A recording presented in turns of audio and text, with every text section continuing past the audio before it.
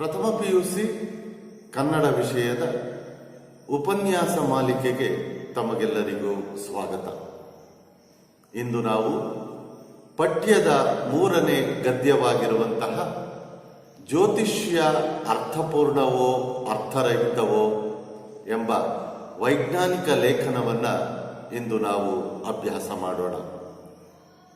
ಜ್ಯೋತಿಷ್ಯ ಅರ್ಥಪೂರ್ಣವೋ ಅರ್ಥರಹಿತವೋ ಎಂಬ ಈ ಲೇಖನವನ್ನು ಡಾಕ್ಟರ್ ಎಚ್ ನರಸಿಂಹಯ್ಯನವರ ತೆರೆದ ಮನ ಎಂಬ ಕೃತಿಯಿಂದ ಆಯ್ಕೆ ಮಾಡಿಕೊಳ್ಳಲಾಗಿದೆ.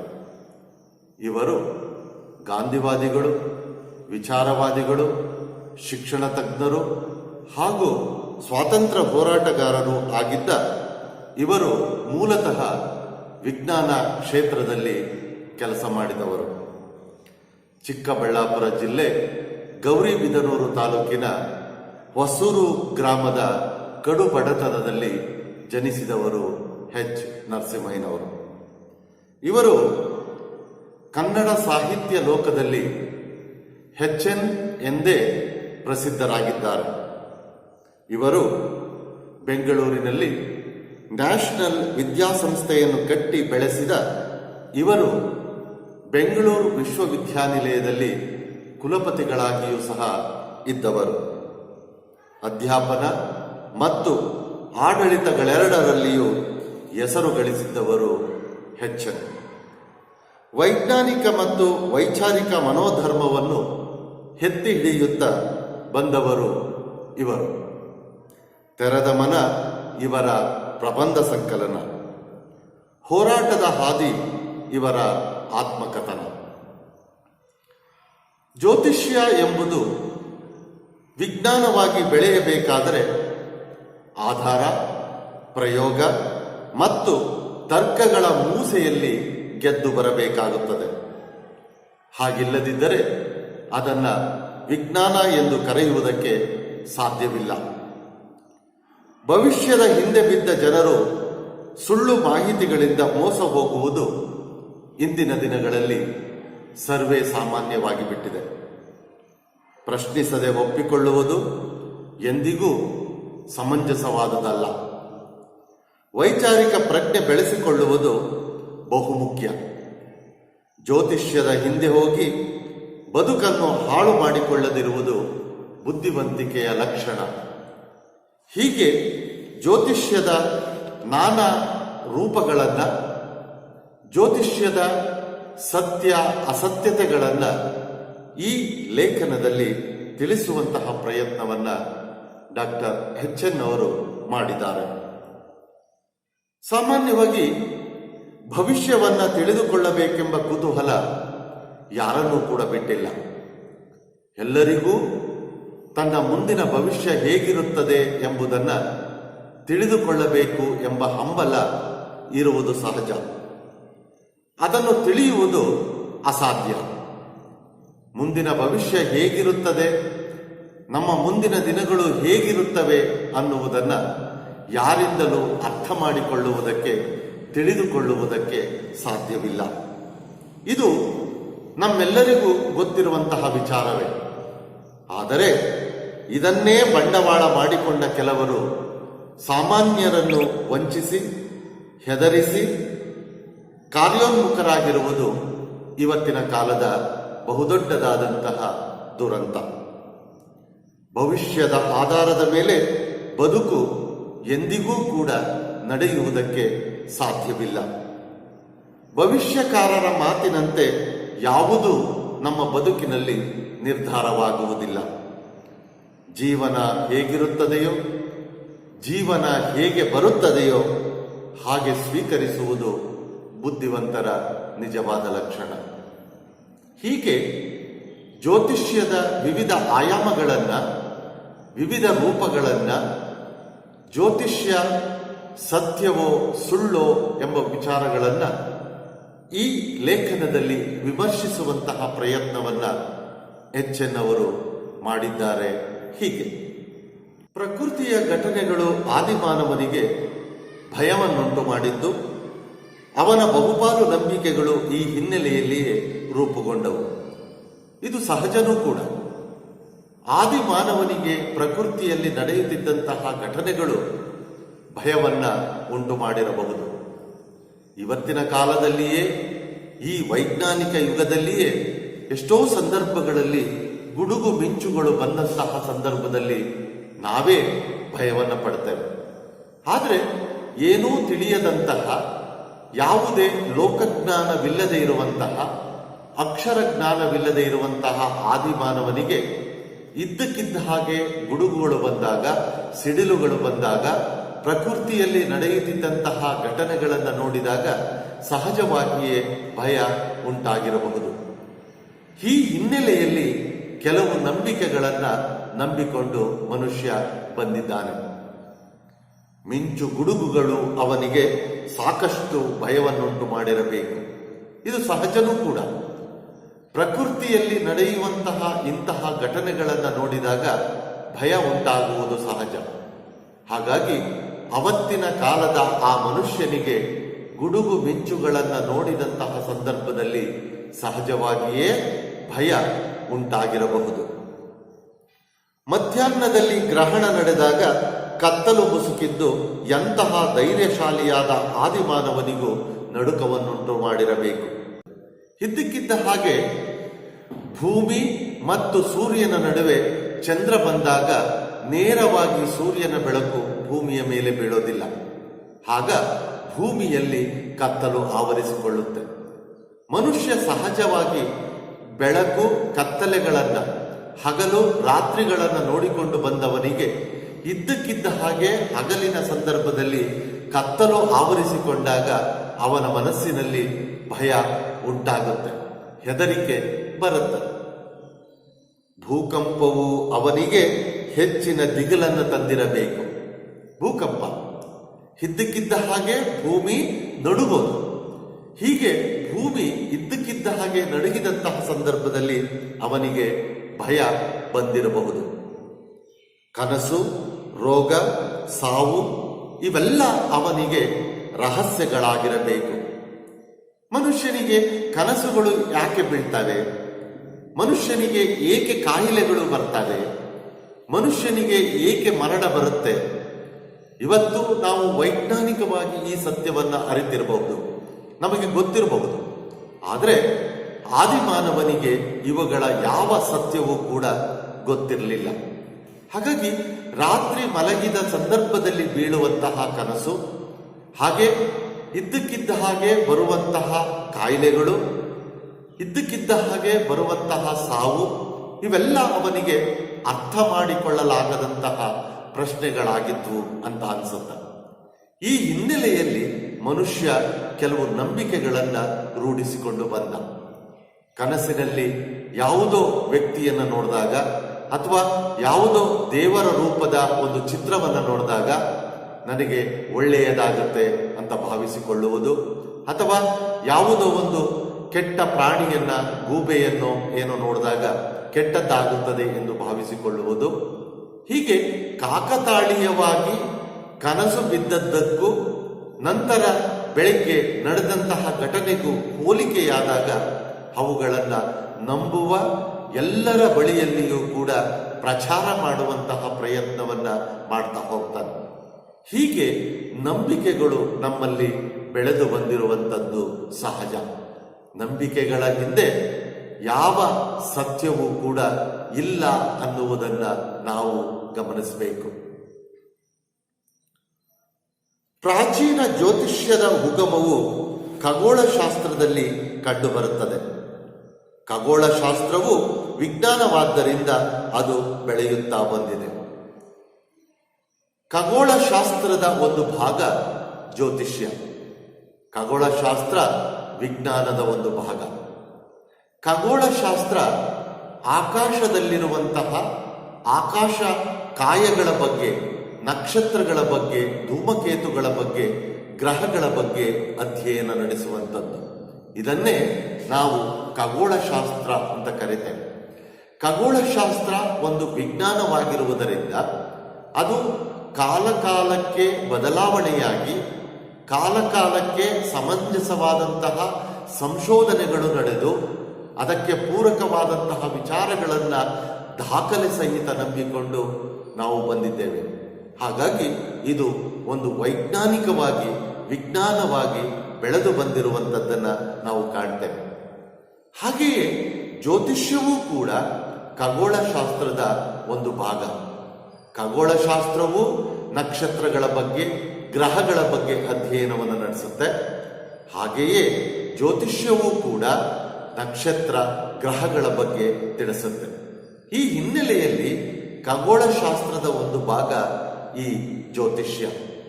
ಆದರೆ ವಿಪರ್ಯಾಸ ಅಂದರೆ ಜ್ಯೋತಿಷ್ಯ ಅಂದಿನ ಕಾಲದಲ್ಲಿ ಯಾವ ನಂಬಿಕೆಗಳನ್ನು ನಂಬಿಕೊಂಡಿತ್ತೋ ಇವತ್ತಿಗೂ ಕೂಡ ಅದೇ ನಂಬಿಕೆಗಳನ್ನು ಅದೇ ವಿಚಾರಗಳನ್ನು ನಂಬಿಕೊಂಡು ಬಂದಿದೆ. ಆದರೆ ಖಗೋಳಶಾಸ್ತ್ರ ಒಂದು ವಿಜ್ಞಾನವಾಗಿ ಕಾಲ ಕಾಲಕ್ಕೆ ಬದಲಾವಣೆಯಾಗಿ ಹಲವಾರು ಬದಲಾವಣೆಗಳನ್ನು ಹೊಂದಿರುವಂಥದ್ದನ್ನು ನಾವು ಕಾಣಬಹುದು. ವಿಜ್ಞಾನದ ಎಲ್ಲ ಪ್ರಯೋಗಗಳು ತಾತ್ಕಾಲಿಕವಾಗಿದ್ದು ಅಧಿಕಾರಯುಕ್ತವಾಗಿ ಕುರುಡಾಗಿ ಅದು ಮಾತನಾಡುವುದಿಲ್ಲ. ವಿಜ್ಞಾನ ಏನೇ ವಿಚಾರಗಳನ್ನ ಹೇಳಿದರೂ ಕೂಡ ಅದಕ್ಕೊಂದು ಸಾಕ್ಷಿ ಇರುತ್ತೆ, ಅದಕ್ಕೊಂದು ದಾಖಲೆ ಇರುತ್ತೆ, ಅದಕ್ಕೊಂದು ಸತ್ಯ ಇರುತ್ತೆ, ಅದಕ್ಕೊಂದು ಸಂಶೋಧನೆ ಇರುತ್ತೆ, ನಿರಂತರವಾದಂತಹ ಒಂದು ಹುಡುಕಾಟ ಇರುತ್ತೆ. ಹಾಗಾಗಿ ವಿಜ್ಞಾನ ಯಾವಾಗಲೂ ಕೂಡ ಸತ್ಯವನ್ನೇ ತಿಳಿಸುವಂತಹ ಪ್ರಯತ್ನವನ್ನ ಮಾಡುತ್ತೆ. ಈ ವಿಜ್ಞಾನದ ಹಲವಾರು ಪ್ರಯೋಗಗಳು ತಾತ್ಕಾಲಿಕ, ಏಕೆಂದರೆ ಕಾಲಕಾಲಕ್ಕೆ ಬದಲಾವಣೆಯನ್ನ ಹೊಂದುತ್ತಾ ಬರ್ತಾ ಇದೆ. ಮೊದಲಿಗೆ ಈ ಭೂಮಿಯ ಬಗ್ಗೆ ಒಬ್ಬ ವಿಜ್ಞಾನಿ ಹೇಳ್ದ, ಭೂಮಿ ಚಪ್ಪಟೆಯಾಗಿದೆ ಅಂತ. ಆ ಕಾಲಕ್ಕೆ ಜನ ಭೂಮಿ ಚಪ್ಪಟೆಯಾಗಿದೆ ಎಂದು ನಂಬಿಕೊಂಡಿದ್ರು. ಆ ನಂತರದಲ್ಲಿ ಬಂದಂತಹ ವಿಜ್ಞಾನಿ ಭೂಮಿ ಚಪ್ಪಟೆಯಾಗಿಲ್ಲ, ಗುಂಡಾಗಿದೆ ಅನ್ನುವ ಮಾತನ್ನ ಹೇಳ್ತಾರೆ.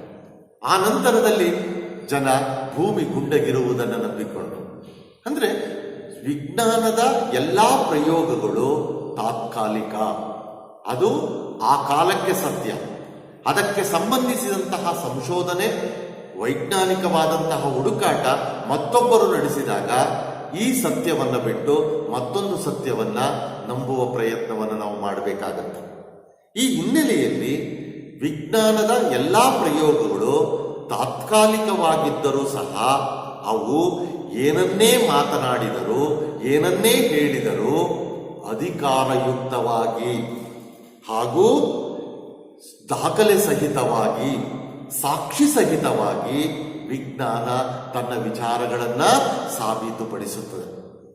ಎಂದೂ ವಿಜ್ಞಾನ ಕುರುಡಾಗಿ ಮಾತನಾಡುವುದಿಲ್ಲ, ದಡ್ಡತನದಲ್ಲಿ ಮಾತನಾಡುವುದಿಲ್ಲ, ವಿಜ್ಞಾನ ಸುಳ್ಳುಗಳನ್ನ ಹೇಳೋದಿಲ್ಲ. ವಿಜ್ಞಾನದ ಎಲ್ಲಾ ಸಿದ್ಧಾಂತಗಳು ನಿಯಮಗಳು ಹೊಸ ಸಂಶೋಧನೆಯ ಬೆಳಕಿನಲ್ಲಿ ಪುನರ್ರಚಿತವಾಗುತ್ತವೆ. ವಿಜ್ಞಾನದ ಪ್ರತಿಯೊಂದು ಸಿದ್ಧಾಂತಗಳು ಪ್ರತಿಯೊಂದು ನಿಯಮಗಳು ಹೊಸ ಹೊಸ ಸಂಶೋಧನೆಯಲ್ಲಿ ಹೊಸ ಹೊಸ ರೂಪವನ್ನ ಪಡೆದುಕೊಳ್ತಾ ಹೋಗ್ತವೆ. ಯಾವುದೂ ಅಂತಿಮವಲ್ಲ. ಇವತ್ತು ಒಬ್ಬ ವಿಜ್ಞಾನಿ ಒಂದು ವಿಚಾರದ ಬಗ್ಗೆ ಸಂಶೋಧನೆಯನ್ನು ನಡೆಸಿ ಅದನ್ನು ಸತ್ಯ ಎಂದು ಹೇಳಿದರೆ, ನಂತರದ ದಿನಗಳಲ್ಲಿ ಅದೇ ವಿಚಾರದ ಮೇಲೆ ಮತ್ತೊಬ್ಬ ವಿಜ್ಞಾನಿ ಸಂಶೋಧನೆಯನ್ನು ನಡೆಸಿ ಹೊಸ ವಿಚಾರವನ್ನ ತಿಳಿಸುವ ಪ್ರಯತ್ನವನ್ನ ಮಾಡ್ತಾನೆ. ಹಾಗಾಗಿ ಮತ್ತೆ ಮತ್ತೆ ಮತ್ತೆ ಮತ್ತೆ ರಚನೆಯಾಗುವುದನ್ನ, ಹೊಸ ಹೊಸ ಸತ್ಯಗಳು ಬೆಳಕಿಗೆ ಬರುವುದನ್ನ ವಿಜ್ಞಾನದಲ್ಲಿ ನಾವು ಕಾಣ್ತಾ ಹೋಗ್ತೇವೆ. ಯಾವುದೇ ಒಂದು ವಿಷಯ ವಿಜ್ಞಾನವೆನಿಸಿಕೊಳ್ಳಬೇಕಾದರೆ ಅದು ವಸ್ತುನಿಷ್ಠತೆ, ಪುನರಾವೃತ್ತಿಯ ಸಾಮರ್ಥ್ಯ ಹಾಗೂ ದೃಢತೆ, ವಿಶ್ವಮಾನ್ಯತೆ, ಈ ಎಲ್ಲಾ ರೀತಿಯ ಅಂಶಗಳನ್ನು ತೃಪ್ತಿಪಡಿಸಬೇಕಾಗುತ್ತದೆ. ವಿಜ್ಞಾನ ವಸ್ತುನಿಷ್ಠತೆ, ಪುನರಾವೃತ್ತಿಯ ಸಾಮರ್ಥ್ಯ, ದೃಢತೆ, ವಿಶ್ವಮಾನ್ಯತೆ. ವಸ್ತುನಿಷ್ಠತೆ, ಯಾವುದೇ ಒಂದು ವಿಷಯವನ್ನು ಕುರಿತು ಸಂಶೋಧನೆ ನಡೆಸಿದಾಗಲೂ ಅದಕ್ಕೊಂದು ಸತ್ಯ ದಾಖಲೆ ಇರಲೇಬೇಕಾಗುತ್ತದೆ. ಆ ಸತ್ಯವನ್ನ ವಿಜ್ಞಾನ ತಿಳಿಸುವಂತಹ ಪ್ರಯತ್ನವನ್ನ ಮಾಡುತ್ತೆ. ಪುನರಾವೃತ್ತಿಯ ಸಾಮರ್ಥ್ಯ, ಒಂದು ವಿಷಯವನ್ನ ಎಷ್ಟೇ ಬಾರಿ ಸಂಶೋಧನೆಯನ್ನು ನಡೆಸಿದರೂ ಕೂಡ ಅದರಿಂದ ಬರುವಂತಹ ಸತ್ಯ ಒಂದೇ ರೂಪವನ್ನ ಪಡೆದುಕೊಂಡಿರುತ್ತದೆ, ಒಂದೇ ರೀತಿಯ ಸತ್ಯವನ್ನ ಪಡೆದುಕೊಂಡಿರುತ್ತೆ. ಹಾಗೆಯೇ ದೃಢತೆ, ಹೇಳುವ ವಿಚಾರದಲ್ಲಿ ಒಂದು ದೃಢವಾದಂತಹ ನಿಲುವು ಇರುವುದನ್ನ ನಾವು ಕಾಣ್ತೇವೆ. ವಿಜ್ಞಾನದ ಪ್ರತಿಯೊಂದು ವಿಚಾರಗಳನ್ನ ಹೇಳುವಂತಹ ಸಂದರ್ಭದಲ್ಲಿ ದಾಖಲೆ ಸಹಿತವಾಗಿ ಅವರು ತಿಳಿಸ್ತಾರೆ. ಹಾಗೆ ವಿಶ್ವಮಾನ್ಯತೆ, ಒಂದು ವಿಷಯ ವಿಜ್ಞಾನಕ್ಕೆ ಸಂಬಂಧಪಟ್ಟಿದ್ದು ಎಲ್ಲೇ ಮಂಡಿಸಿದರೂ ಕೂಡ ಅದು ಮತ್ತೊಂದು ದೇಶ, ಮತ್ತೊಂದು ಸ್ಥಳ ಒಪ್ಪಿಕೊಳ್ಳುವಂತಿರುತ್ತೆ.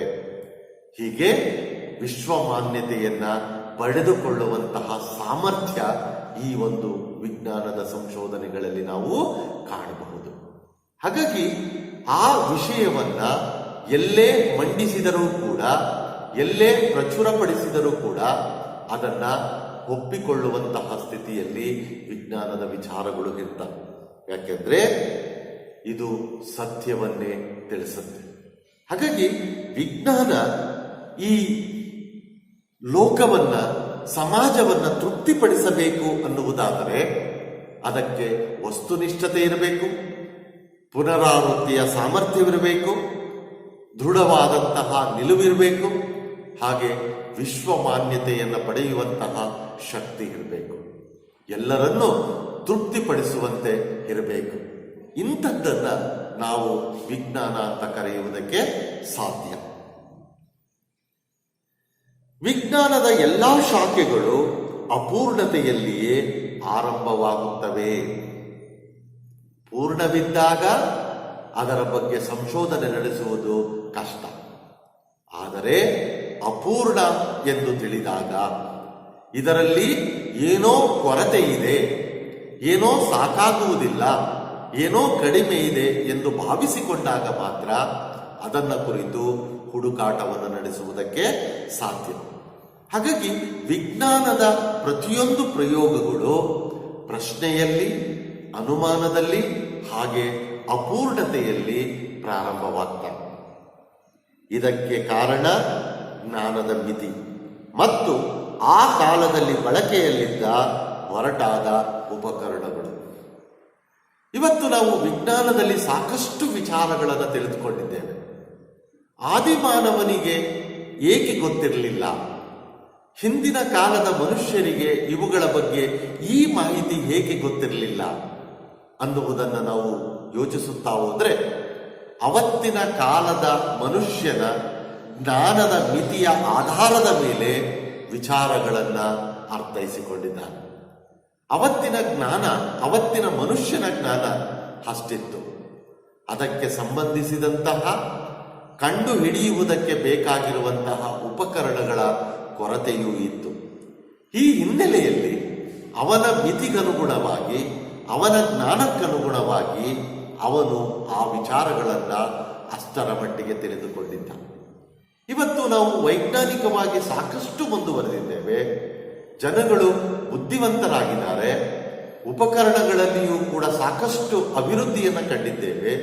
ಹಾಗಾಗಿ ಇವತ್ತು ಹೊಸ ಹೊಸ ರೀತಿಯ ವಿಚಾರಗಳನ್ನ ಪತ್ತೆ ಹಚ್ಚಿದ್ದೇವೆ. ಮುಂದಿನ ದಿನಗಳಲ್ಲಿ ಇದು ಇನ್ನೂ ಕೂಡ ಜಾಸ್ತಿ ಆಗಬಹುದು, ಇದು ಗೊತ್ತಿಲ್ಲ. ಹೀಗೆ ಕಾಲಕ್ಕನುಗುಣವಾಗಿ, ಜ್ಞಾನದ ಮಿತಿಗನುಗುಣವಾಗಿ ಆ ನಂಬಿಕೆಗಳು, ಸತ್ಯಗಳು ರೂಪುಗೊಳ್ತಾ ಹೋಗ್ತವೆ. ಕೆಲವು ಸಂದರ್ಭಗಳಲ್ಲಿ ತಪ್ಪು ಗ್ರಹಿಕೆಗಳು ಕೂಡ ಈ ಬಗೆಯ ಅಪೂರ್ಣತೆಗೆ ಕಾರಣವಾಗುತ್ತದೆ. ನಿರಂತರ ಸತ್ಯ ಶೋಧನೆ, ಹಂಬಲ ವಿಜ್ಞಾನದ ಮಹೋನ್ನತಿಯಾಗಿದೆ.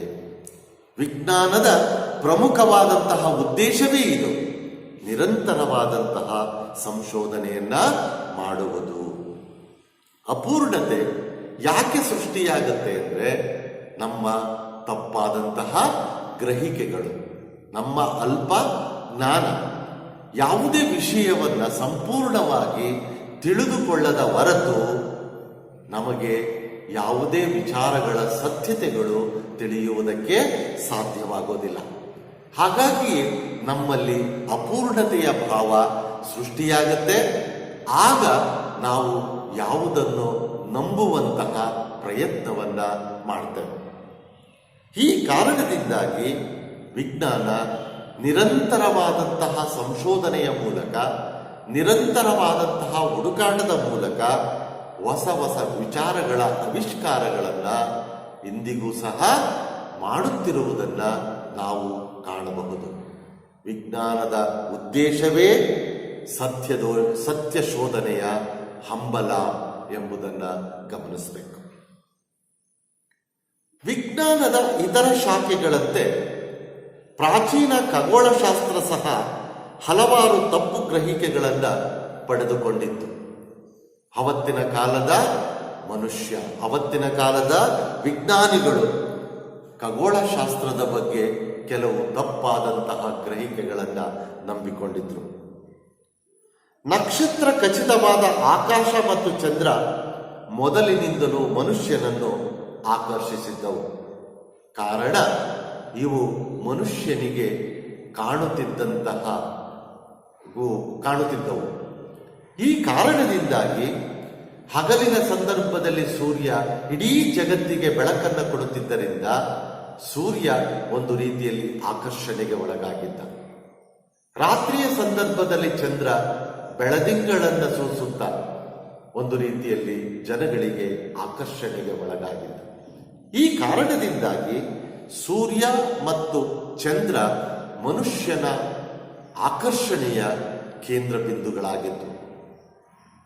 ಕುತೂಹಲ ಮತ್ತು ಸೂಕ್ಷ್ಮ ನಿರೀಕ್ಷಣಾ ಶಕ್ತಿ ಇರುವ ಜನರು ಅವುಗಳ ಬಗ್ಗೆ ಮತ್ತಷ್ಟು ತಿಳಿಯಲು ಪ್ರಯತ್ನಿಸಿದರು. ಇಂತಹ ಆಕರ್ಷಣೆಗೆ ಒಳಗಾಗಿದ್ದಂತಹ ಸೂರ್ಯ ಮತ್ತು ಚಂದ್ರ ಇವುಗಳ ಬಗ್ಗೆ ಸೂಕ್ಷ್ಮ ಜ್ಞಾನವಿರುವಂತಹ, ನಿರೀಕ್ಷಣಾ ಶಕ್ತಿ ಇರುವಂತಹ, ತಿಳಿದುಕೊಳ್ಳುವ ಕುತೂಹಲವಿರುವಂತಹ ಮಂದಿ ಇವುಗಳ ಬಗ್ಗೆ ಮತ್ತಷ್ಟು ತಿಳಿದುಕೊಳ್ಳುವಂತಹ ಪ್ರಯತ್ನವನ್ನ ಮಾಡಿದರು. ಹಾಗಾಗಿಯೇ ಚಂದ್ರನ ಬಗ್ಗೆ, ಸೂರ್ಯನ ಬಗ್ಗೆ ಹಲವಾರು ಮಾಹಿತಿಗಳು ಹೊರಬರುವುದಕ್ಕೆ ಸಾಧ್ಯವಾಗಿತ್ತು. ಹೀಗೆ ಕುತೂಹಲ ಪ್ರತಿಯೊಬ್ಬ ಮನುಷ್ಯನಿಗೆ ಬಹಳ ಮುಖ್ಯ. ಕುತೂಹಲವೇ ಮುಂದಿನ ಸಂದರ್ಭದಲ್ಲಿ ನಮಗೆ ಪ್ರಶ್ನೆಯಾಗಿ ರೂಪುಗೊಳ್ಳುತ್ತೆ. ಪ್ರಶ್ನೆ ಹುಡುಕಾಟಕ್ಕೆ ನಾಂದಿಯಾಡುತ್ತೆ. ಆ ಹುಡುಕಾಟವೇ ನಂತರದ ದಿನಗಳಲ್ಲಿ ನಮಗೆ ಉತ್ತರವನ್ನ ಕಂಡುಕೊಡುತ್ತೆ. ಉದಾಹರಣೆಗೆ ನ್ಯೂಟನ್ನಿನ ಆ ಒಂದು ಸಿದ್ಧಾಂತವನ್ನ ನಾವು ಇಲ್ಲಿ ಗಮನಿಸಬಹುದು. ಒಂದು ಸೇಬು ಹಣ್ಣಿನ ಮರದ ಕೆಳಗಡೆ ಮಲಗಿದ್ದವನಿಗೆ ಒಂದು ಸೇಬು ಹಣ್ಣು ಕೆಳಗೆ ಬಿದ್ದಂತಹ ಸಂದರ್ಭದಲ್ಲಿ ಅದನ್ನು ನೋಡಿ ಅದನ್ನು ತಿನ್ನದೆ ಈ ಸೇಬು ಹಣ್ಣು ನೆಲದ ಮೇಲೆ ಏಕೆ ಬಿತ್ತು, ಮೇಲಕ್ಕೆ ಹೇಗೆ ಹೋಗಲಿಲ್ಲ ಅನ್ನುವಂತಹ ಒಂದು ಪ್ರಶ್ನೆಯನ್ನ ಹುಟ್ಟು ಹಾಕ್ತಾನೆ. ಏನೂ ತಿಳುವಳಿಕೆ ಇಲ್ಲದ ನಮ್ಮಂತವರಾಗಿದ್ರೆ ಹಣ್ಣನ್ನು ತಿಂದು ಯಾರಿಗೂ ಗೊತ್ತಿಲ್ಲದಂತೆ ಸುಮ್ಮನೆ ಬಂದ್ಬಿಡ್ತಾ ಇದ್ವಿ. ಈ ರೀತಿಯ ಒಂದು ಕುತೂಹಲ ಗುರುತ್ವಾಕರ್ಷಣೆಗೆ ಕಾರಣವಾಗುತ್ತೆ. ಹೀಗೆ ವಿಜ್ಞಾನವೂ ಕೂಡ ಇದೇ ದಾರಿಯಲ್ಲಿ ಸಾಗುವಂಥದ್ದು. ವಿಜ್ಞಾನದ ಮೂಲ ಉದ್ದೇಶವೇ ಕುತೂಹಲ. ಆ ಕುತೂಹಲದ ಮೂಲಕ ಪ್ರಶ್ನೆಗಳು ಸೃಷ್ಟಿಯಾಗಿ ಪ್ರಶ್ನೆಗಳಿಗೆ ಉತ್ತರವನ್ನು ಕಂಡುಕೊಳ್ಳುವಂತಹ ಮಾರ್ಗದಲ್ಲಿ ಸಂಶೋಧನೆಗಳು ನಡೀತಾ ಹೋಗ್ತವೆ. ಈ ಹಿನ್ನೆಲೆಯಲ್ಲಿ ಸೂರ್ಯ ಚಂದ್ರನ ಬಗ್ಗೆ ಆಕರ್ಷಣೆ ಇದ್ದಂತಹ, ಕುತೂಹಲ ಇದ್ದಂತಹ, ನಿರೀಕ್ಷಣಾ ಶಕ್ತಿ ಇದ್ದಂತಹ ಜನರು ಅವುಗಳ ಬಗ್ಗೆ ಹೆಚ್ಚು ಹೆಚ್ಚು ತಿಳಿದುಕೊಳ್ಳುವುದಕ್ಕೆ ಪ್ರಯತ್ನವನ್ನು ಮಾಡಿದರು. ಆಗ ವಿಷಯವನ್ನು ತಿಳಿಯಲು ಅವರಿಗೆ ಕಣ್ಣು ಮಾತ್ರ ಏಕೈಕ ಸಾಧನವಾಗಿತ್ತು. ಇವತ್ತಿನ ಹಾಗೆ ಸಾಕಷ್ಟು ಉಪಕರಣಗಳು ಇರಲಿಲ್ಲ. ವೈಜ್ಞಾನಿಕವಾಗಿ ನಾವು ಅಷ್ಟೊಂದು ಮುಂದುವರೆದಿರಲಿಲ್ಲ. ಹಾಗಾಗಿ ಏನಾಗಿತ್ತು, ಏನೇ ಸಂಶೋಧನೆಯನ್ನ ಮಾಡಿದ್ರು, ಏನೇ ತಿಳಿದುಕೊಳ್ಳುವಂತಹ ಪ್ರಯತ್ನವನ್ನು ಮಾಡಿದ್ರು, ಅದನ್ನ ಕಣ್ಣಿನ ಮೂಲಕ ಮಾತ್ರ ತಿಳಿದುಕೊಳ್ಳುವುದಕ್ಕೆ ಸಾಧ್ಯವಿದ್ದದ್ದು. ಈ ಕಾರಣದಿಂದ ಏನಾಯಿತು, ಪ್ರಾಚೀನ ಖಗೋಳಶಾಸ್ತ್ರ ಹಾಗೂ ಜ್ಯೋತಿಷ್ಯದ ಪ್ರಕಾರ 9 ಗ್ರಹಗಳಿವೆ. ಆ 9 ಗ್ರಹಗಳು ಯಾವುವು ಅಂದರೆ ಸೂರ್ಯ, ಚಂದ್ರ, ರಾಹು, ಕೇತು, ಬುಧ, ಶುಕ್ರ, ಮಂಗಳ, ಗುರು ಮತ್ತು ಶನಿ ಈ 9 ಗ್ರಹಗಳು ಅಂತ ನಂಬಿಕೊಂಡಿದ್ರು. 9 ಗ್ರಹಗಳು ಅಂತ ಇವುಗಳನ್ನ ಅವರು ತಿಳಿದುಕೊಂಡಿದ್ರು. ಇದಕ್ಕೆ ಕಾರಣ ಅದರ ಜ್ಞಾನದ ಕೊರತೆ. ಆದರೆ ಇವತ್ತಿನ ನಮ್ಮ ವೈಜ್ಞಾನಿಕ ಸಂಶೋಧನೆಯ ಪ್ರಕಾರ ಹೇಳುವುದಾದರೆ ಸೂರ್ಯ ಚಂದ್ರರು ಗ್ರಹಗಳಲ್ಲ. ಸೂರ್ಯ ಒಂದು ನಕ್ಷತ್ರವಾದರೆ ಚಂದ್ರ ಒಂದು ಉಪಗ್ರಹ, ಭೂಮಿಯ ಸುತ್ತುವಂತಹ ಒಂದು ಉಪಗ್ರಹ. ಈ ಸತ್ಯ ನಮಗೆ ಈಗಿನ ಸಂಶೋಧನೆಯ ಮೂಲಕ ವಿಜ್ಞಾನ ನಮಗೆ ತಿಳಿಸಿಕೊಟ್ಟಿದೆ. ಆದರೆ ಪ್ರಾಚೀನ ಕಾಲದಲ್ಲಿ ಅವತ್ತಿನ ಕಾಲದ ಮನುಷ್ಯ ಸೂರ್ಯ ಚಂದ್ರರನ್ನು ಕೂಡ ಗ್ರಹಗಳು ಎಂದು ನಂಬಿಕೊಂಡಿದ್ದ. ಸೂರ್ಯ ಒಂದು ನಕ್ಷತ್ರವಾದರೆ ಚಂದ್ರ ಒಂದು ಉಪಗ್ರಹ. ಇದರ ಜೊತೆಗೆ ರಾಹುಕೇತುಗಳು ಅಸ್ತಿತ್ವದಲ್ಲಿ ಇಲ್ಲದೆ ಇರುವವು. ವಿಜ್ಞಾನದ ಪ್ರಕಾರ ನಾವು ನೋಡುವುದಾದರೆ ಸೂರ್ಯನನ್ನ ಒಂದು ನಕ್ಷತ್ರ ಎಂದು ಹೇಳ್ತೇವೆ, ಚಂದ್ರನನ್ನ ಒಂದು ಉಪಗ್ರಹ ಎಂದು ಹೇಳ್ತೇವೆ. ವಿಜ್ಞಾನದ ಪ್ರಕಾರ ರಾಹು ಕೇತುಗಳು ಗ್ರಹಗಳೇ ಅಲ್ಲ ಅನ್ನುವುದನ್ನ ನಾವಿಲ್ಲಿ ಗಮನಿಸಬೇಕು. ವಿಜ್ಞಾನದ ಪ್ರಕಾರ ಹೇಳುವಂತಹ ಗ್ರಹಗಳಲ್ಲಿ ರಾಹು ಕೇತುಗಳ ಹೆಸರುಗಳು ಇಲ್ಲ. ಅವು ಅವರ ಕಲ್ಪನೆಯ ಕೃತಕ ಬಿಂದುಗಳು. ಬಹುಶಃ ಅವರು ತನ್ನದೇ ಆದಂತಹ ಕಲ್ಪನೆಯಲ್ಲಿ ತನ್ನ ಜ್ಞಾನದ ಮಿತಿಗನುಗುಣವಾಗಿ ಹೇಳಿರುವಂತಹ ಹೆಸರುಗಳು ಇರಬಹುದು. ಜ್ಯೋತಿಷ್ಯದ ಆಧಾರವಾಗಿರುವ 9 ಗ್ರಹಗಳಲ್ಲಿ 2 ಗ್ರಹಗಳೇ ಅಲ್ಲ.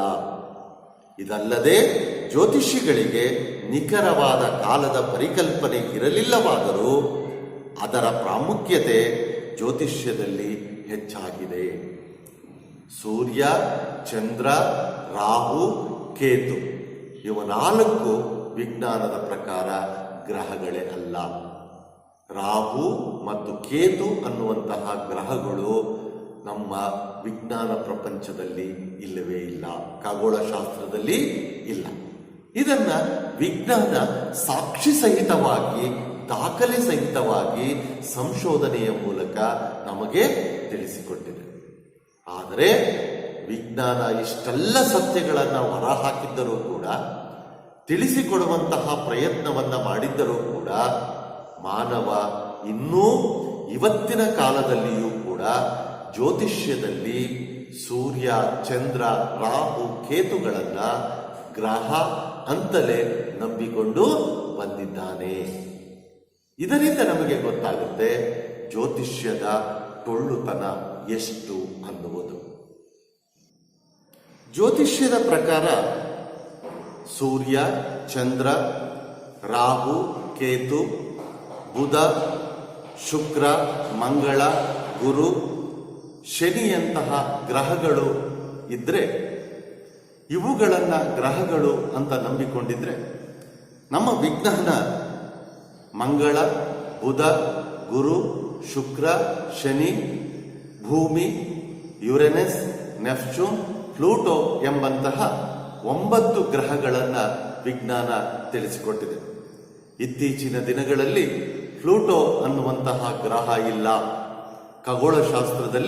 ಖಗೋಳದಲ್ಲಿ 8 ಗ್ರಹಗಳು ಮಾತ್ರ ಇದ್ದಾವೆ ಎಂಬುದನ್ನು ಸಾಕ್ಷಿ ಸಹಿತವಾಗಿ ವಿಜ್ಞಾನ ನಮಗೆ ತಿಳಿಸಿಕೊಟ್ಟಿದೆ.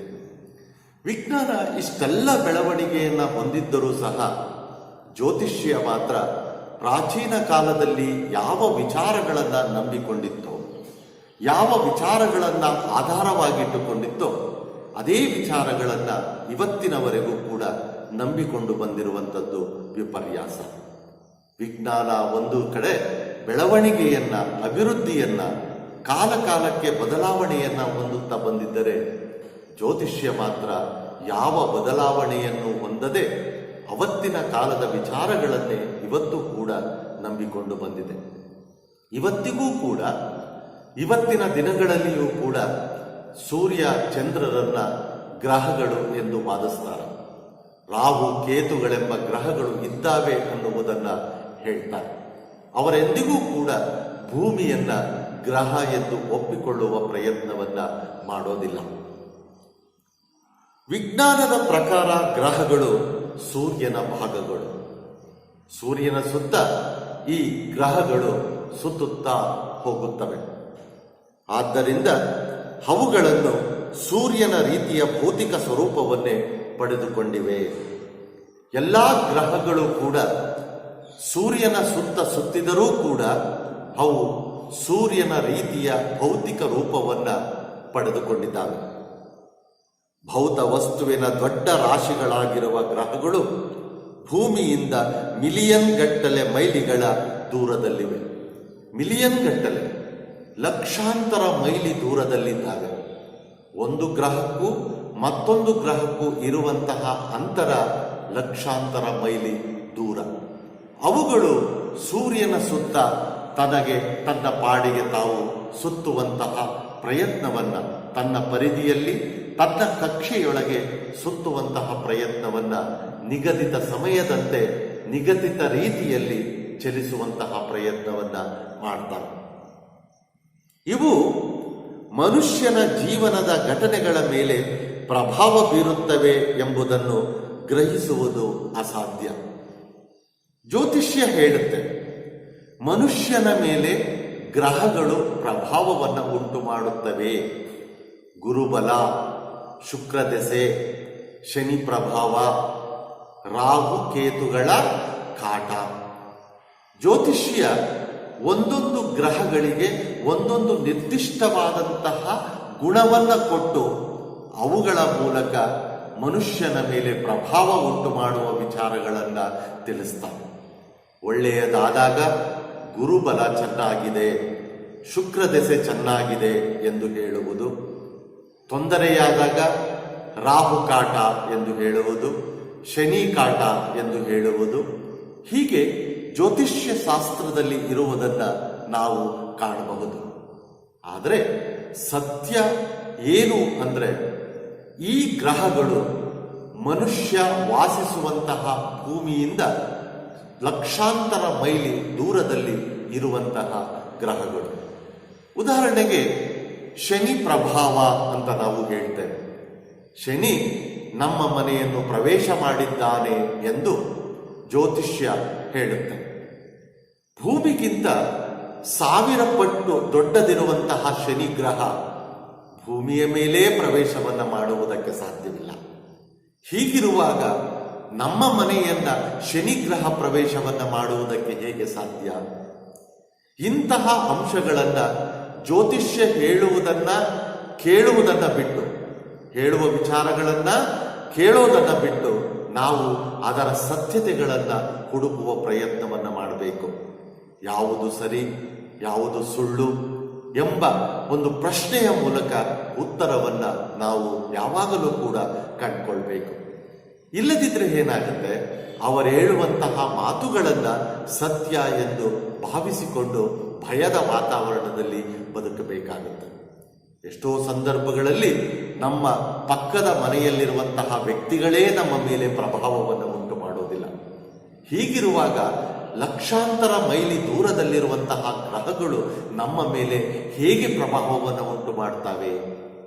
ಈ ಸತ್ಯವನ್ನ ನಾವು ಇವತ್ತಿನ ದಿನಗಳಲ್ಲಿ ತಿಳಿದುಕೊಳ್ಳಬೇಕಾಗುತ್ತೆ.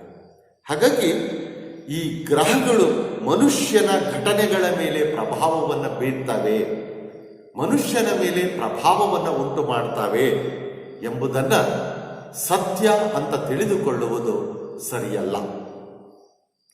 ಮನುಷ್ಯನ ಎಲ್ಲಾ ಗುಣಗಳನ್ನು ಗ್ರಹಗಳಿಗೆ ಆರೋಪಿಸುವುದು ಹಾಸ್ಯಾಸ್ಪದ. ಇದೊಂದು ಹಾಸ್ಯದ ವಿಚಾರವೇ. ಗ್ರಹಗಳಿಗೆ ಒಂದೊಂದು ಗುಣಗಳನ್ನು ಕೊಟ್ಟು ಅವುಗಳ ಮೂಲಕ ಮನುಷ್ಯನಿಗೆ ಸಂಬಂಧವನ್ನು ಕಲ್ಪಿಸ್ತಾ ಹೋಗ್ತೇವೆ. ನಮಗೇನಾದರೂ ತೊಂದರೆಯಾದಾಗ, ಕೆಟ್ಟದ್ದಾದಾಗ ಶನಿ ನಿಮ್ಮ ಮೇಲೆ ಪ್ರಭಾವವನ್ನು ಉಂಟು ಮಾಡಿದ್ದಾನೆ, ಶನಿ ನಿಮ್ಮ ಮನೆಯನ್ನ ಪ್ರವೇಶ ಮಾಡಿದ್ದಾನೆ ಎನ್ನುವ ಮೂಲಕ ಶನಿ ಗ್ರಹದ ವ್ಯಕ್ತಿತ್ವವನ್ನ ನಾವು ತಿಳಿಸ್ತಾ ಹೋಗ್ತೇವೆ, ಅಥವಾ ಗ್ರಹದ ಬಗ್ಗೆ ನಾವು ಮಾತನಾಡ್ತಾ ಹೋಗ್ತೇವೆ. ಆದರೆ ಮನುಷ್ಯನ ಗುಣಗಳಿಗೂ ಗ್ರಹಗಳಿಗೂ ಯಾವ ಸಂಬಂಧವೂ ಇಲ್ಲ. ಇದು ವೈಜ್ಞಾನಿಕ ಸತ್ಯ. ಈ ಸತ್ಯವನ್ನ ಇವತ್ತಿನ ಕಾಲದಲ್ಲಿ ನಾವು ತಿಳಿದುಕೊಳ್ಬೇಕಾಗಿದೆ. ಗ್ರಹಗಳ ಸ್ಥಾನಗಳು ಶುಭ ಅಶುಭ, ಸ್ನೇಹಪರ, ಶತ್ರುಗಳು ಸೇಡಿನ ಭಾವನೆಯನ್ನ ಹೊಂದುವವು ಆಗುತ್ತವೆ ಎಂಬ ನಂಬಿಕೆ ಪ್ರಚಲಿತವಾಗಿದೆ. ಗ್ರಹಗಳು ಒಳ್ಳೆಯದನ್ನ ಮಾಡ್ತವೆ, ಗ್ರಹಗಳು ಕೆಟ್ಟದ್ದನ್ನ ಮಾಡ್ತವೆ, ಸ್ನೇಹಪರವಾಗಿದ್ದಾವೆ ಅನ್ನುವಂತಹ ವಿಚಾರಗಳನ್ನ ಜ್ಯೋತಿಷ್ಯ ನಮಗೆ ತಿಳಿಸಿಕೊಡುತ್ತೆ. ಕೆಲವು ಗ್ರಹಗಳು ಶತ್ರುಗಳಾಗಿದ್ದರೆ ಕೆಲವು ಗ್ರಹಗಳು ಸ್ನೇಹಪರವಾಗಿದ್ದಾವೆ. ಕೆಲವು ಗ್ರಹಗಳು ಮಂಗಳವನ್ನುಂಟು ಮಾಡಿದರೆ ಕೆಲವು ಗ್ರಹಗಳು ಅಮಂಗಳವನ್ನುಂಟು ಮಾಡ್ತವೆ. ಕೆಲವು ಗ್ರಹಗಳು ಕೆಡುಕನ್ನು ಉಂಟು ಮಾಡ್ತವೆ ಅಂತ ಮನುಷ್ಯನ ಬದುಕಿನಲ್ಲಿ ನಡೆಯುವ ಘಟನೆಗಳಿಗೆ ಗ್ರಹಗಳನ್ನು ಹೋಲಿಸಿ ಮಾತನಾಡುವಂತಹ ಒಂದು ವ್ಯವಸ್ಥೆ ನಾವು ಜ್ಯೋತಿಷ್ಯದಲ್ಲಿ ಕಾಣ್ತೇವೆ. ಆದರೆ ಇದು ಸುಳ್ಳು. ಈ ಸತ್ಯತೆಯನ್ನ ನಾವು ಇವತ್ತಿನ ದಿನಗಳಲ್ಲಿ ಅರ್ಥ ಮಾಡಿಕೊಳ್ಬೇಕಾಗಿದೆ. ಇದು ಜ್ಯೋತಿಷ್ಶಾಸ್ತ್ರದಲ್ಲಿ ಹೆಚ್ಚು ಪ್ರಚಲಿತವಾಗಿರುವುದನ್ನ, ಜ್ಯೋತಿಷ್ಯವನ್ನ ನಂಬುವಂತಹ ಎಲ್ಲಾ ವ್ಯಕ್ತಿಗಳು ಇದನ್ನ ನಂಬುವುದನ್ನ ನಾವು ಕಾಣ್ತಾ ಹೋಗ್ತೇವೆ. ಹಾಗಾಗಿಯೇ ಎಷ್ಟೋ ಸಂದರ್ಭಗಳಲ್ಲಿ ನಾವು ಜ್ಯೋತಿಷ್ಯವನ್ನ ನಂಬುವವರ ಮನೆಗಳಲ್ಲಿ ಶನಿಗೆ ಸಂಬಂಧಿಸಿದಂತಹ, ಶನಿ ಕಾಟಕ್ಕೆ ಸಂಬಂಧಿಸಿದಂತಹ ಪೂಜೆಗಳನ್ನು ಮಾಡುವುದನ್ನ ನಾವು ಕಾಣ್ತೇವೆ. ಹಾಗಾಗಿಯೇ ಶನಿ ಮಹಾತ್ಮ ಅನ್ನುವಂತಹ ದೇವಸ್ಥಾನಗಳು ಕೂಡ ಇಲ್ಲಿ ನಮ್ಮ ದೇಶದಲ್ಲಿ ಹೆಚ್ಚಾಗಿದೆ. ಕಷ್ಟ ಬಂದಾಗ ಶನಿ ದೇವಾಲಯಕ್ಕೆ ಹೋಗಿ ಪೂಜೆಯನ್ನ ಮಾಡಿಕೊಂಡು ಬರ್ತಾರೆ. ಶನಿ ಕಾಟದಿಂದ ನಮ್ಮನ್ನ ದೂರ ಮಾಡು, ಕಷ್ಟದಿಂದ ಬಿಡುಗಡೆ ಕೊಡು ಎಂದು ಬೇಡಿಕೊಳ್ತಾರೆ. ಇದೆಷ್ಟು ಸರಿ? ಇದು ಸರಿಯೇ ಅನ್ನುವಂತಹ ಸಮಾಲೋಚನೆಯನ್ನ ನಾವು ಜ್ಯೋತಿಷ್ಯವನ್ನು ನಂಬುವುದಕ್ಕೆ ಮುಂಚೆ ನಾವು ಮಾಡಿಕೊಳ್ಬೇಕಾಗಿದೆ. ಇದರ ಜೊತೆಗೆ ರಾಹು ಕೇತು ಅನ್ನುವಂತಹ ಗ್ರಹಗಳು ಕೆಡುಕನ್ನ ಉಂಟು ಮಾಡ್ತವೆ ಅನ್ನುವುದನ್ನ ನಮ್ಮ ಜ್ಯೋತಿಷ್ಶಾಸ್ತ್ರ ತಿಳಿಸುತ್ತೆ. ರಾಹು ಕೇತು ಅನ್ನುವ ಗ್ರಹಗಳೇ ಖಗೋಳದಲ್ಲಿ ಇಲ್ಲದಿರುವಾಗ ಅವುಗಳು ನಮ್ಮ ಮೇಲೆ ಪ್ರಭಾವವನ್ನು ಉಂಟು ಮಾಡುವುದಕ್ಕೆ ಹೇಗೆ ಸಾಧ್ಯ? ಇಂತಹ ಸತ್ಯಗಳು ನಮ್ಮ ಬದುಕನ್ನು ಬದಲಿಸಬೇಕೇ ವಿನಃ ಜ್ಯೋತಿಷ್ಯವನ್ನು ನಂಬುವುದರಿಂದ ಅಲ್ಲ. ಆದರೆ ವಿಪರ್ಯಾಸ ಅಂದರೆ ಇವತ್ತಿನ ಸಂದರ್ಭಗಳಲ್ಲಿ ಜ್ಯೋತಿಷ್ಯವನ್ನು ನಂಬುವವರ ಸಂಖ್ಯೆಯೇ ಹೆಚ್ಚಾಗಿದೆ. ಬೆಳಿಗ್ಗೆ ಎದ್ದ ತಕ್ಷಣ ಯಾವುದೇ ಚಾನಲ್ಗಳನ್ನು ನಾವು ಹಾಕಿದ್ರು, ಟಿವಿ ಚಾನಲ್ಗಳನ್ನು ಹಾಕಿದ್ರು, ಅಲ್ಲಿ ನಾವು ಜ್ಯೋತಿಷಿಗಳು ಹೇಳುವಂತಹ ರಾಶಿ ಭವಿಷ್ಯವನ್ನ ನಾವು ಕಾಣ್ತೇವೆ. ಹೀಗೆ ಜ್ಯೋತಿಷ್ಯವನ್ನ ನಾವು ಅರ್ಥ ಮಾಡಿಕೊಳ್ಳಬೇಕಾದ್ರೆ ಅದರ ಸತ್ಯ ಅಸತ್ಯತೆಯನ್ನ ಹುಡುಕಾಟ ಮಾಡಲೇಬೇಕಾಗತ್ತೆ. ಹೀಗಾಗಿ ಜ್ಯೋತಿಷ್ಯ ಒಂದು ಕಾಲದಲ್ಲಿ ಖಗೋಳಶಾಸ್ತ್ರದ ಒಂದು ಭಾಗವಾಗಿದ್ದರೂ ಕೂಡ ಇಂದಿನ ದಿನಗಳಲ್ಲಿ ಖಗೋಳದ ವಿರುದ್ಧ ದಿಕ್ಕಿನಲ್ಲಿ ಜ್ಯೋತಿಷ್ಯ ಚಲಿಸುತ್ತಿದೆ. ಇದಕ್ಕೆ ಕಾರಣ ಖಗೋಳಶಾಸ್ತ್ರ ಅಂದಿನಿಂದಿನವರೆಗೆ ಸಾಕಷ್ಟು ಬದಲಾವಣೆಗಳನ್ನು ಪಡೆದುಕೊಂಡಿದೆ. ಆದರೆ ಜ್ಯೋತಿಷ್ಯ ಮಾತ್ರ ಯಾವ ಬದಲಾವಣೆಯನ್ನೂ ಹೊಂದದೆ ಅವತ್ತಿನ ಕಾಲದಲ್ಲಿ ಯಾವ ವಿಚಾರಗಳನ್ನು ನಂಬಿಕೊಂಡಿತ್ತೋ ಅದೇ ವಿಚಾರಗಳನ್ನ ಇಂದಿಗೂ ಕೂಡ ನಂಬಿಕೊಂಡು ಬರುತ್ತಿರುವುದನ್ನ ನಾವು ಕಾಣಬಹುದು. ನಮ್ಮ ಪ್ರಾಚೀನ ಜನಾಂಗದಲ್ಲಿ ತಪ್ಪಾಗಿ ಹೊರಟಾಗಿ ರೂಪುಗೊಂಡ ವಿಚಾರಗಳು ವಿಜ್ಞಾನ ಮತ್ತು ತಂತ್ರಜ್ಞಾನದ ಈ ಯುಗದಲ್ಲೂ ಹೆಚ್ಚಿನ ಪ್ರಭಾವವನ್ನು ಬೀರುತ್ತಿರುವುದು ದುರಾದೃಷ್ಟಕರ. ಇದು ನಿಜ. ಅವತ್ತಿನ ಕಾಲದ ಮನುಷ್ಯ ಅವುಗಳನ್ನು ನಂಬುವುದಕ್ಕೆ ಕಾರಣ ಅವನ ಜ್ಞಾನದ ಕೊರತೆ, ಅವನ ತಿಳುವಳಿಕೆಯ ಕೊರತೆ. ವೈಜ್ಞಾನಿಕವಾಗಿ ಅಷ್ಟೊಂದು ಮುಂದುವರಿಯದೆ ಇದ್ದದ್ದು ಕೂಡ ಇದಕ್ಕೆ ಕಾರಣ. ಹಾಗಾಗಿ ಅವತ್ತಿನ ಕಾಲದ ಮನುಷ್ಯ ಆ ವಿಚಾರಗಳನ್ನು ಸತ್ಯ ಎಂದು ನಂಬಿಕೊಂಡಿರುವುದರಲ್ಲಿ ಯಾವ ತಪ್ಪು ಇಲ್ಲ. ಆದರೆ ಇಂದು ನಾವು ವಿಜ್ಞಾನದಲ್ಲಿ ಸಾಕಷ್ಟು ಮುಂದುವರೆದಿದ್ದೇವೆ. ಈ 21ನೇ ಶತಮಾನವನ್ನ ವೈಜ್ಞಾನಿಕ ಯುಗ ಎಂತಲೂ ಸಹ ಕರೀತೇವೆ. ಇಂತಹ ಯುಗದಲ್ಲಿಯೂ ವಿಜ್ಞಾನ ನಮಗೆ ಸಾಕಷ್ಟು ಸತ್ಯಗಳನ್ನ ಕೊಟ್ಟಿದ್ದರೂ ಕೂಡ ನಾವಿನ್ನು ಜ್ಯೋತಿಷ್ಯವನ್ನು ನಂಬುವ ಪ್ರಯತ್ನವನ್ನ ಮಾಡ್ತಾ ಇದ್ದೇವೆ. ಜ್ಯೋತಿಷ್ಯದಲ್ಲಿರುವಂತಹ ವಿಚಾರಗಳನ್ನ ಸತ್ಯ ಎಂದು ನಂಬುತ್ತಿದ್ದೇವೆ. ನಮ್ಮ ವಿಜ್ಞಾನ ಸೂರ್ಯ ಚಂದ್ರರನ್ನ ಗ್ರಹಗಳಲ್ಲ ಎಂದು ಹೇಳಿದ್ದರು, ಸೂರ್ಯ ಒಂದು ನಕ್ಷತ್ರ, ಚಂದ್ರ ಒಂದು ಉಪಗ್ರಹ ಎಂದು ಹೇಳಿದ್ದರೂ ಕೂಡ ಇದನ್ನ ಜ್ಯೋತಿಷ್ಯ ಒಪ್ಕೊಳ್ತಾ ಇಲ್ಲ. ಜ್ಯೋತಿಷ್ಯ ಇದನ್ನ ಹೇಳುವ ಪ್ರಯತ್ನವನ್ನ ಮಾಡೋದಿಲ್ಲ. ನಮ್ಮ ವಿಜ್ಞಾನ ಭೂಮಿಯನ್ನ ಒಂದು ಗ್ರಹ ಅಂತ ಹೇಳಿದೆ, ಆದರೆ ಜ್ಯೋತಿಷ್ಯದಲ್ಲಿ ಭೂಮಿಗೆ ಸ್ಥಾನ ಇಲ್ಲ. ಹೀಗೆ ಇಲ್ಲದೆ ಇರುವಂತಹ ರಾಹು ಕೇತು ಎಂಬ ಗ್ರಹಗಳು ಪ್ರವೇಶವನ್ನು ಪಡೆದಿದ್ದಾವೆ. ಈ ಎಲ್ಲ ಅಂಶಗಳನ್ನು ನಾವು ಕೂಲಂಕಷವಾಗಿ ಗಮನಿಸಿದಾಗ ನಮಗೆ ಇದರ ಸತ್ಯ ಏನು ಅನ್ನುವುದು ಕಂಡು ಬರುತ್ತೆ. ಹಾಗಾಗಿ ಸತ್ಯವನ್ನ ಹುಡುಕುವ ಪ್ರಯತ್ನವನ್ನ ಮಾಡಬೇಕೇ ವಿನಃ ಯಾವುದೋ ಪೊಳ್ಳುತನವನ್ನ ಹೇಳುವ ವ್ಯಕ್ತಿಗಳನ್ನ ನಂಬುವುದರಲ್ಲಿ ನಮ್ಮ ಬದುಕನ್ನು ಕಟ್ಟಿಕೊಳ್ಳುವುದಕ್ಕೆ, ನಮ್ಮ ಬದುಕನ್ನ ಸುಂದರವಾಗಿಸಿಕೊಳ್ಳುವುದಕ್ಕೆ ಯಾವತ್ತಿಗೂ ಕೂಡ ಸಾಧ್ಯವಿಲ್ಲ ಎಂಬ ವಿಚಾರಗಳನ್ನ ನಾವು ಇವತ್ತಿನ ದಿನಗಳಲ್ಲಿ ಅರ್ಥ ಮಾಡಿಕೊಳ್ಬೇಕಾಗಿದೆ. ಇಲ್ಲಿಗೆ ಇವತ್ತಿನ ತರಗತಿಯನ್ನ ಮುಕ್ತಾಯ ಮಾಡೋಣ. ನಮಸ್ಕಾರ.